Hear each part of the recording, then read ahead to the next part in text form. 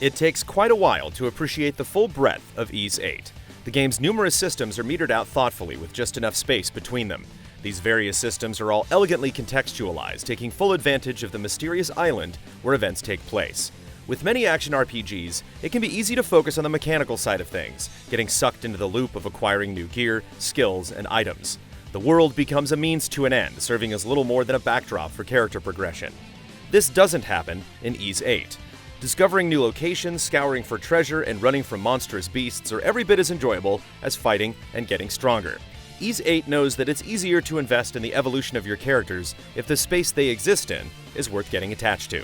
I would like to take this opportunity to thank you for choosing the Lombardia for your travels. Uncovering that world does take some time, since the story starts rather slowly. Series protagonist Adol Kristen is sailing aboard a ship named the Lombardia with longtime companion Dogi in tow. The ship is wrecked by an enormous sea monster, scattering Adol, Dogi, and the rest of the passengers across the vast and mysterious island of Siren. Initially appearing to be an idyllic paradise, the island turns out to have a wide array of vicious creatures, both large and small. A deserted island. I see. Now everything makes sense. Ys VIII takes this theme of being shipwrecked and uses it to enhance expected RPG features.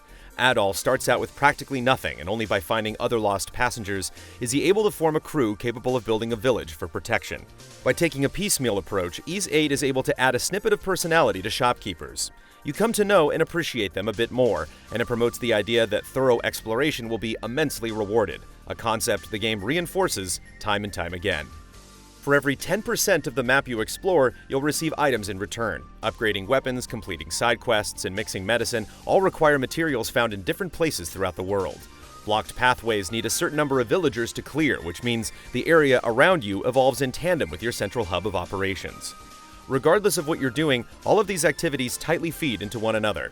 Ys VIII not only gives players a lot to do, but finds clever ways of giving objectives meaning and making sure that one activity influences another.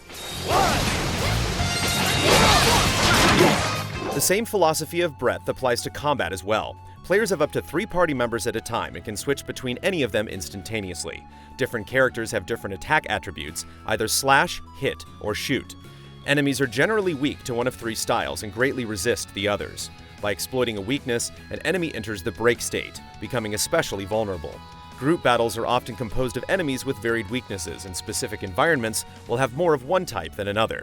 The result is that you'll constantly have to switch between characters in order to get through fights efficiently, preventing a reliance on the exact same approach in every situation. Skills upset the rhythm even further. Each character can equip 4 skills at a time, and these skills tend to focus on a specific trait, such as area of effect damage, breaking an enemy quickly, or afflicting enemies with some sort of lasting effect. These elements, combined with new skills and fresh enemies, keep fights interesting throughout. At the same time, the systems are easy to understand and execute, striking a fine balance between simplicity and depth.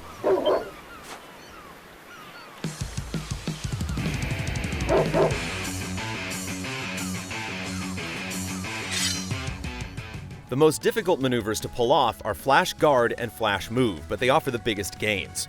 A Flash Guard is performed by blocking a strike at the last possible second, and for a brief time, all of your attacks become critical hits. A Flash Move works similarly, but the player must dodge instead of guard. When executing a Flash Move, time slows down, allowing you to quickly get behind enemies or pummel away at them with little danger. Both techniques blend in with the frantic pace of combat. Everything moves so quickly in Ys VIII, yet it's never visually overwhelming. Enemy attacks always remain very readable, so with enough patience, even the fiercest enemy can be dodged and parried with ease. There's a flow to combat that's easy to adapt to over time. The chaos of battle is perfectly accompanied by the electric soundtrack, which proudly features shredding guitars that dramatically heighten the intensity. Other quieter tracks offer a whimsical and relaxing tone that fits the tropical setting.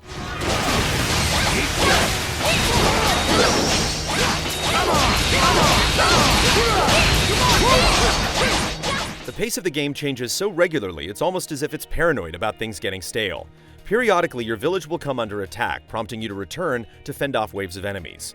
These fights can be made easier if you spend resources to upgrade defenses beforehand, which adds yet another thing to consider while amassing precious materials. During interception missions, you'll be graded on performance broken down by various factors, which is a quick and helpful way to judge the player's current proficiency. There's also night missions, which returns players to previous areas, but with more difficult and numerous enemies.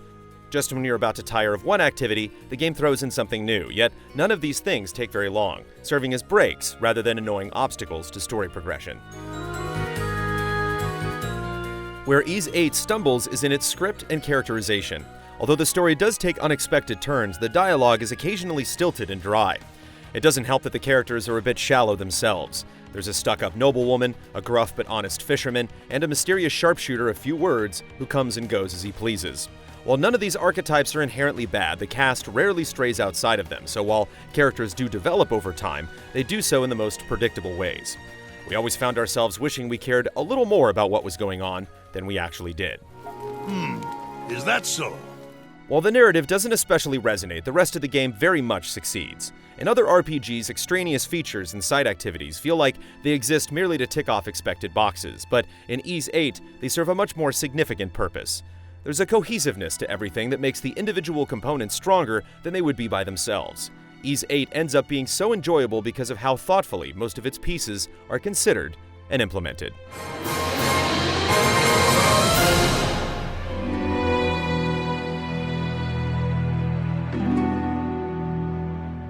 Easy Allies reviews are made possible by generous viewers just like you. If you like what you see, check out patreon.com/easyallies to see our other videos, and consider becoming a patron to help us make more.